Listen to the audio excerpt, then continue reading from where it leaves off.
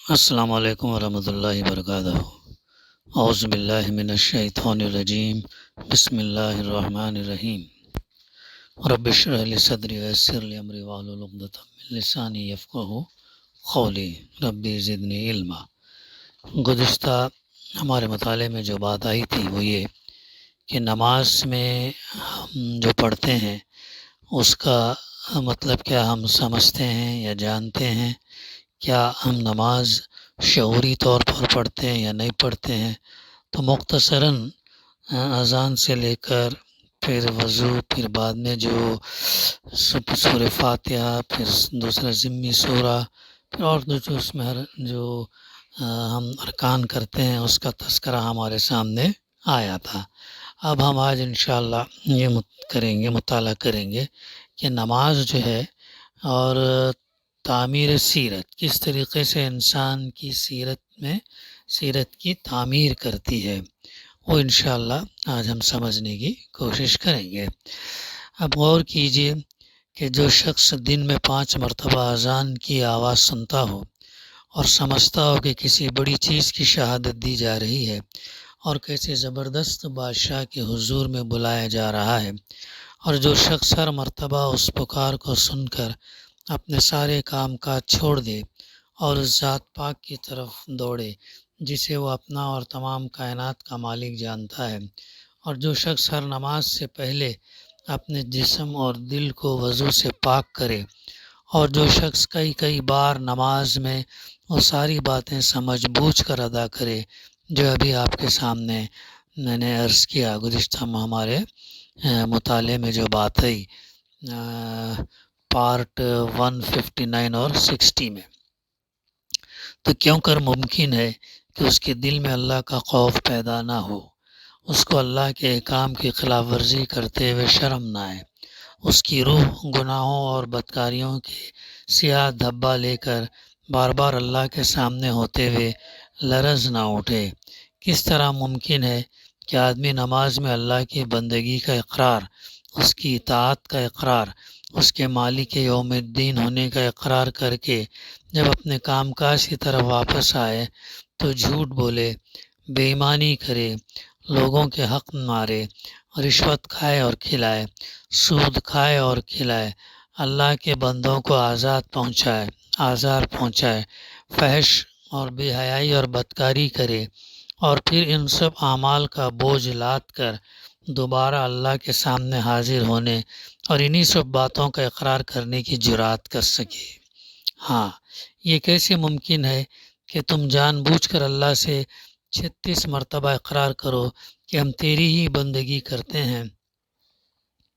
اور تجھی سے مدد مانگتے ہیں، اور پھر اللہ کے سوا دوسروں کی بندگی کرو اور دوسروں کے آگے مدد کے لیے ہاتھ پھیلاؤ۔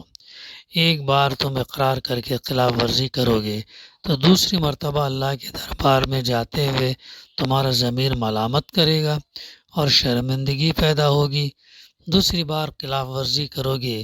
تو اور زیادہ شرم آئے گی، اور زیادہ دل اندر سے لعنت بھیجے گا۔ تمام عمر یہ کیسے ہو سکتا ہے کہ روزانہ 5 مرتبہ نماز پڑھو اور پھر بھی تمہارے اعمال درست نہ ہو، تمہارے اخلاق کی اصلاح نہ ہو، تمہاری زندگی کا کایا نہ پلٹے۔ اسی بنا پر اللہ تعالیٰ نے نماز کی یہ خاصیت بیان فرمائی ہے کہ ان الصلاۃ تنہی عن الفحشاء والمنکر، یقیناً نماز انسان کو بے حیائی اور بدکاری سے روکتی ہے، لیکن اگر کوئی ایسا ہے کہ اتنی زبردست اصلاح کرنے والی چیز سے بھی اس کی اصلاح نہیں ہوتی تو یہ اس کی نیت کی خرابی ہے، نماز کی خرابی نہیں۔ پانی اور صابن کا قصور نہیں، اس کی وجہ کوئلے کی اپنی سیاہی ہے۔ بھائیو، آپ کی نمازوں میں ایک بہت بڑی کمی ہے، اور وہ یہ آپ کی اور ہماری نمازوں میں بہت بڑی کمی، اور وہ یہ ہے کہ آپ نماز میں جو کچھ پڑھتے ہیں اس کو سمجھتے نہیں۔ اگر آپ تھوڑا سا وقت صرف کریں تو ان ساری دعاؤں کا مطلب اردو میں یا اپنی مادری زبان میں یاد کر سکتے ہیں۔ اس سے یہ فائدہ ہوگا کہ جو کچھ آپ پڑھیں گے اسے سمجھتے بھی جائیں گے۔ یہ ہے تو تب کہیں جا کے جو ہے ہم صحیح اس نماز سے فائدہ حاصل کر سکتے ہیں، خضوع ہم حاصل کر سکتے ہیں۔ ہاں، یہ بھی بات بھی ہمارے سامنے آتی ہے نا کہ نماز پڑھو تو گویا ایسا یہ سمجھ کر پڑھو کہ اللہ تمہیں دیکھ رہا ہے، یا کم سے کم تم اللہ کو دیکھ رہے ہو، دو میں سے کوئی ایک چیز اس کا حدیث کا مفہوم ہے۔ پھر ایک اور چیز یہ بھی آتی کہ نماز ایسی پڑھو جیسا کہ یہ تمہاری آخری نماز ہے، اس کے بعد تمہاری موت ہے، تو ایسا سمجھ کے اگر تم پڑھیں گے تو ظاہر ہے ذہن بھٹکنے کا اور خیالات ادھر ادھر مجروح ہونے کے چانسز کم رہتے ہیں۔ اللہ کو حاضر ناظر جان کر جو الفاظ ہم ادا کر رہے ہیں، ہاں، اس کو سمجھتے ہوئے یا کم سے کم اس صورت کا مفہوم ہمارے ذہن میں ادا کریں گے تو پھر ہمارا ذہن جو ہے ادھر ادھر بھٹکے گا نہیں، بلکہ توجہ سے جو ہے ہم نماز خشوع و خضوع کے ساتھ ادا کریں گے۔ اب اس کے بعد ہم دیکھتے ہیں نماز بجماعت۔ اب یہ عبادت نماز جو ہے خود کیسی زبردست چیز ہے، کس طرح انسان میں بندگی کا کمال پیدا کرتی ہے اور کس طرح اس کو بندگی کا حق ادا کرنے کے قابل بناتی ہے۔ اب میں آپ کو نماز بجماعت کے فائدے بتانا چاہتا ہوں، جنہیں سن کر آپ اندازہ کریں گے کہ اللہ تعالیٰ نے اپنے فضل اور احسان سے کس طرح ایک ہی چیز میں ہمارے لیے ساری نعمتیں جمع کر دی ہیں۔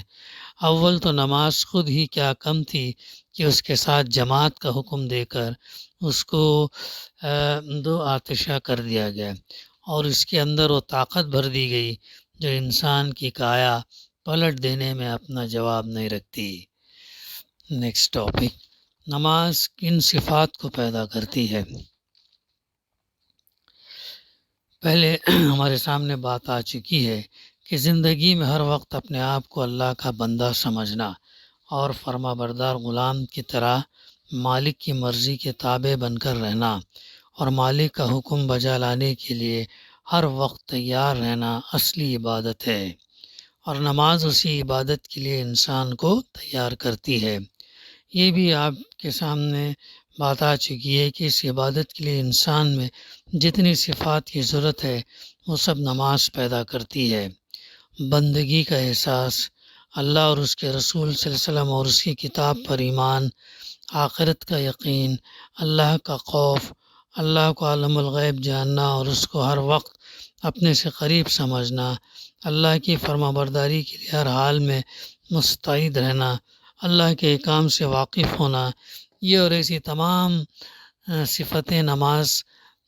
جو ہے آدمی کے اندر پیدا کر دیتی ہے، جو اس کو صحیح معنوں میں اللہ کا بندہ بنانے کے لیے ضروری ہیں۔ مکمل بندگی تنہا ممکن نہیں،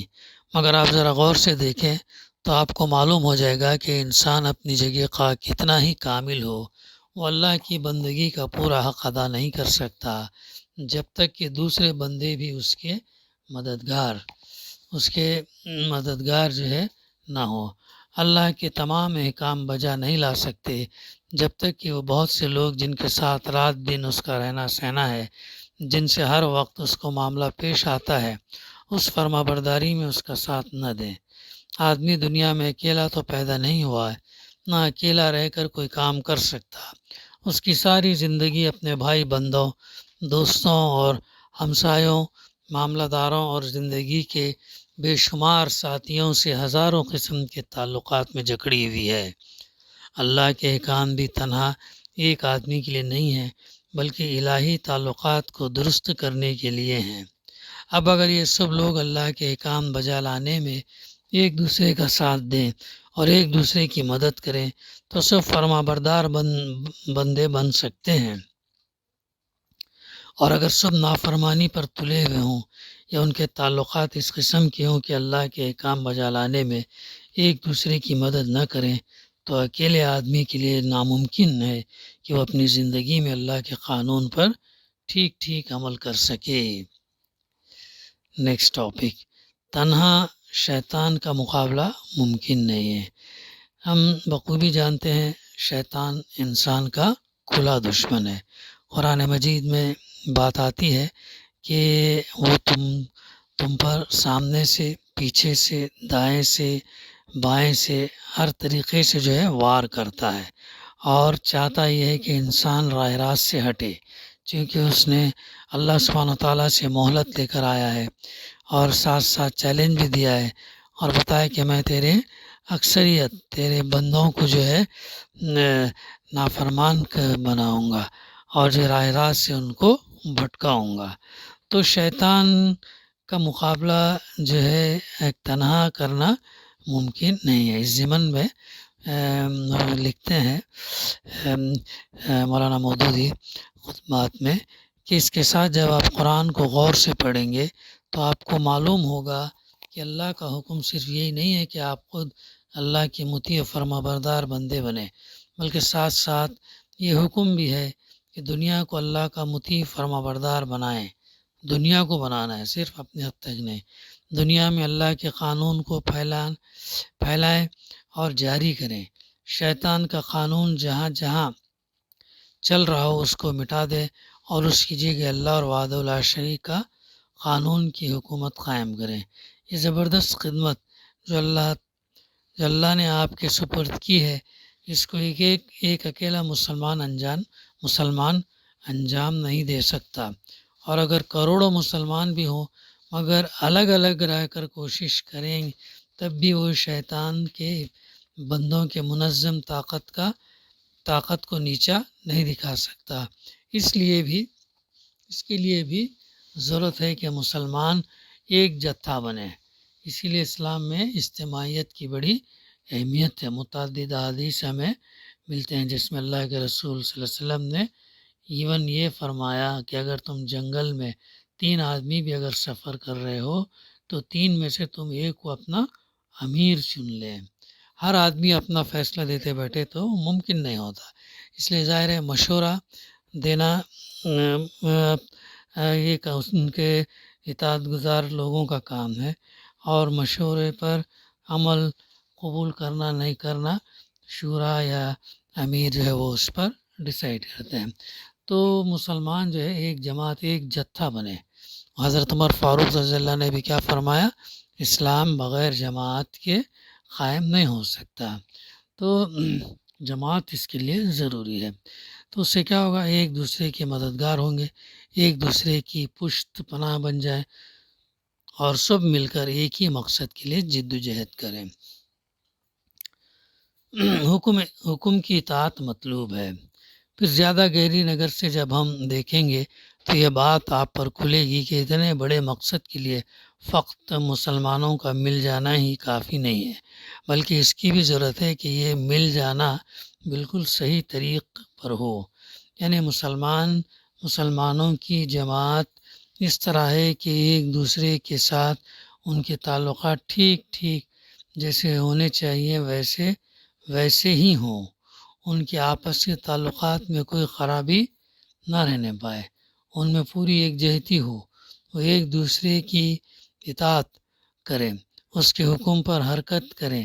کی عادت ان میں پیدا ہو، اور وہ یہ بھی سمجھ لیں کہ اپنے سردار کی فرما برداری انہیں کس طرح اور کہاں تک کرنی چاہیے، اور نافرمانی کے مواقع کون سے ہیں۔ یہ چیزیں جو ہے حکمت پر انسان جو ہے اس کو یہ کرتا، اور امیر کی اطاعت بھی جو ہے خیر میں ہے، بھلائی میں ہے، شر میں اور گناہ میں جو ہے نہیں ہے۔ اگر امیر سے سرد ہو رہا، گناہ کا حکم دے رہا تو اسے فالو نہیں کرنا ہے۔ تو نماز بجماعت کے اور بھی بہت سے فوائد وغیرہ ہیں، اور جو ہے 27 گنا نیکی ملنے کے علاوہ ایک دوسرے کے تعارف ہوتا ہے، ایک دوسرے کے مسائل جانتے ہیں، اس میں ایک دوسرے کے کام آتے ہیں، مسکین، یتیم، بیوہ، اور کون کیسا سماج میں، معاشرے میں جو ایک بنیادی یونٹ ہے، فیملی یونٹ، تو کیا اس میں چل رہا ہے، معاشرے میں کیا حال چال ہے، اور روزگار کے تعلق سے آئلی قوانین جو کچھ بھی بہرحال وہ اس سے ایک دوسرے سے ربط رہنے سے اس میں کیا ملتا ہے، سلوشنز بھی نکلتے ہیں، آسانیاں بھی پیدا ہوتی ہیں، اور جو فیصلے اس کا مشورے سے لیے جاتے ہیں ان فیصلوں پر اللہ کی برکت ہوتی ہے۔ تو یہ وہ چیزیں ہیں جو نماز کے تعلق سے ہمارے سامنے ہیں کہ کس طریقے سے نماز ہماری سیرت بناتی ہے، کس طریقے سے ہمیں برائیوں سے روکتی ہے۔ تو یہ چیز ہمارے سامنے ہے، اور اس کے بعد کی جو یہ ہے یوٹیوب چینل پر 162 163 وغیرہ جو ہے اس کا بھی آپ مطالعہ کر سکتے ہیں۔ دعا ہے کہ اللہ سبحانہ و تعالی ہمیں کہنے سننے سے زیادہ عمل کرنے کی توفیق عطا فرمائے۔ ربنا تقبل منا انک انت السمیع العلیم وتب علینا انک انت التواب الرحیم۔ صلی اللہ تعالی علی خیر خلقہ وعلی آلہ وصحبہ اجمعین والحمد للہ رب العالمین۔